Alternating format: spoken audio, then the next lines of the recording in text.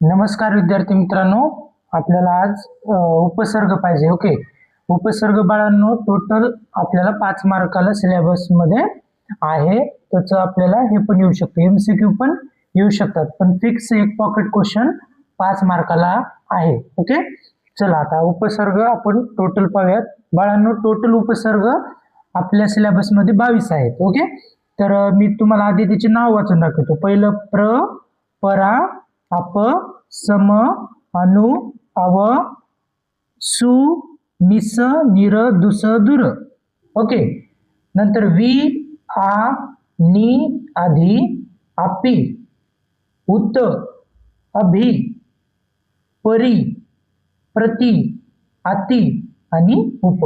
हे बाळांनो टोटल आपले 22 उपसर्ग आहेत. ओके, तर आता आपल्याला काहीच नाही, प्रत्येक उपसर्गाचं आपल्याला त्याचं वाक्य मित्रांनो आपल्याला लक्षात ठेवायला पाहिजे, कारण परीक्षेमध्ये प्रश्न डायरेक्ट येतो की बाबा ह्या उपसर्गाचं तुम्ही एखादी वाक्य बनवा. ओके, किंवा हा उपसर्ग तुम्ही हे करून त्याचं तुम्ही वाक्य तयार करा संस्कृतमध्ये. ओके, तर आपल्याला इथं वाक्य तयार करता आलं पाहिजे. तर बघा बाळांनो, पहिला आहे प्र.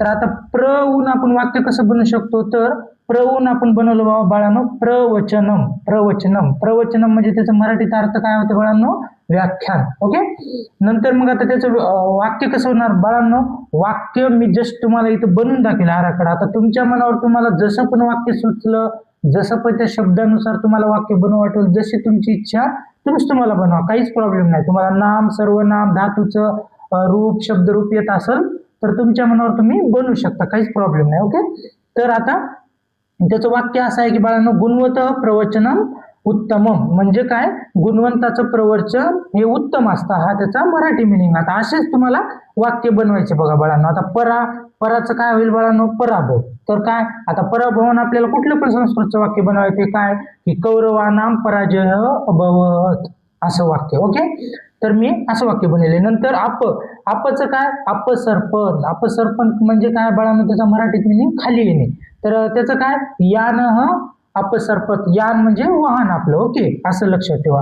तुम्ही बाळांनो 3 शब्दाचंच वाक्य बनवा. ओके, एकतर त्याच्यामध्ये सब्जेक्ट आला पाहिजे, वर्ब आलं पाहिजे ना ऑब्जेक्टिव्ह आलं पाहिजे. म्हणजे आपण 4थी पासनं 5वी पासून हे ग्रामर शिकत आलेलो आहे बाळांनो इंग्लिशमध्ये, तसंच इथं पण तसंच आहे.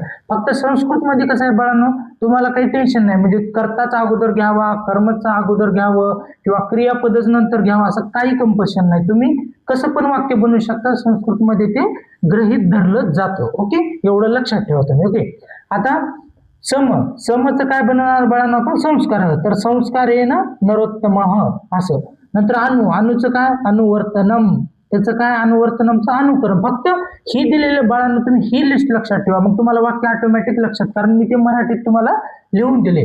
तर अनुकरण, आता बघा अनुकरण काय, महत अनुकरणम कुर्यात असं. किंवा मी माझ्या आईचं अनुकरण करतो, मी माझ्या वडिलांचं अनुकरण करतो, मी माझ्या दोस्ताचं अनुकरण करतो, मी माझ्या शिक्षकाचं अनुकरण करतो, असं आपल्याला यायला पाहिजे. म्हणजे तुम्हाला एकदा मराठीमध्ये तो शब्द कळला की ते संस्कृतमध्ये तुम्हाला ऑटोमॅटिक वाक्य लिहिता येतं. ओके, नंतर आता बाळांनो अव आहे. तर काय, अवलक्षण म्हणजे काय, वाईट लक्षण. आता वाईट लक्षणावर आपण कुठलं पण संस्कृतचं वाक्य बनवू शकतो बाळांनो. तर इथं काय, अवलक्षण आणि त्यजेत. मी सोपे 2 शब्दाचे 3 शब्दाचे बाळांनो वाक्य बनवलेत. ओके, नंतर सु म्हणजे काय, सुपुत्र किंवा चांगला मुलगा. नंतर आता त्याचं काय, गणेश महादेवस्य सुपुत्र. म्हणजे गणेश हा महादेवाचा एक चांगला मुलगा आहे किंवा पुत्र आहे. ओके, असं. नंतर निसचं काय, निस्पृह. आपल्याला निस्पृह धातू पण आहे बाळा. तर त्याचं काय, निरीच्छ त्याचा मराठीत अर्थ होतो. तर त्याचं आपल्याला संस्कृतमध्ये वाक्य कसं बनवून बाळांनो, निष्पृहता साधूनाम लक्षणम. निष्पृहता साधूनाम लक्षणम. साधूचं निष्पृह हे लक्षण असतं असं. नंतर निरचं काय, निर्मिक्षिका म्हणजे माशी नसलेले. पाकशाला निर्मक्षिका असते. ओके, नंतर दुसचं काय होईल बाळांनो, दुस्त. त्याचं काय होईल, वाईट अवस्थेतील. तर काय, रुग्ण दुस्त म्हणजे हा रुग्ण वाईट अवस्थेमध्ये आहे असं त्याचा मराठीमध्ये मिनिंग. ओके, नंतर दूरचं काय बनवता येईल बाळांनो आपल्याला, दुर्गम. म्हणजे दुर्गम म्हणजे काय, आपण म्हणतो बघा बाळांनो, ही जागा दुर्गम ठिकाण आहे, दुर्गम ठिकाणी जाणंच मनाई आहे, असं तुम्हाला बोर्ड पण दिसतात कुठं रोडवर किंवा कुठं अशा प्लेसवर. तर बघा, तर कसं आहे, बद्रीनारायण यात्रा दुर्गम असते. म्हणजे बद्रीनारायण यात्रा कशी आहे बाळांनो, एकदम दुर्गम आहे. म्हणजे काय, तिथे जायला आपल्याला कठीण आहे, असा त्याचा मिनिंग होतो. नंतर बी विज्ञानम, विज्ञानस्य अध्ययन करू, हे तर येतेच. आ म्हणजे विहार, आदान, आचं थोडं बाळांनो लक्षात ठेवा. नंतर युक्त आहार स्वीकृत. नंतर नी ऊन आपण काय बनवू शकतो बाळांनो, निर्जल, म्हणजे पाण्याशिवाय, निर्जल भूमी व्यर्थ, म्हणजे भूमी पाण्याशिवाय व्यर्थ आहे, असं मराठीमध्ये मिनिंग. नंतर अधिकरण म्हणजे अधिष्ठान, रोगस्य अधिकरण शरीर, म्हणजे रोगाचं अधिकरण आपलं शरीर असतं. नंतर आपीचं काय बाळांनो, यद्यपि, आपी शास्त्रीय कुशल लोकाचार निर्विजित, असं त्याचा मराठीमध्ये मिनिंग होतो बाळांनो. नंतर उत्थान म्हणजेच उपदेश, एखाद्याला उपदेश द्यायचे.